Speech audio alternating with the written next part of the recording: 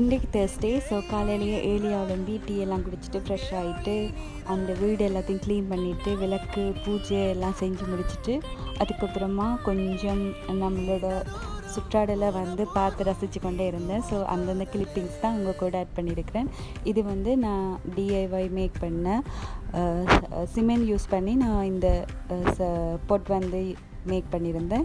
இதெல்லாமே நான் இந்த மழை சீசனுக்கு வச்சுருந்த குரோட்டன்ஸ். அது எல்லாம் குருத்தெல்லாம் புதுசாக பார்க்கவே அழகாக இருந்துச்சு.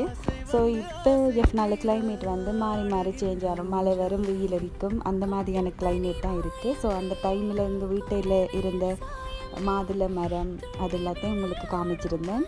ஸோ நைட்டுக்கு சிறி மீன் வாங்கிட்டு வந்தார். ஸோ அந்த மீன் குழம்பு வச்சு கோதுமை புட்டு மடித்து அதோட பொரிச்ச மீனும் பொரிச்சிருந்தேன். அதுதான் அன்றைக்கு நைட்டுக்கு நம்மளோட சாப்பாடு. ஸோ இந்த டே இதோட முடிச்சு.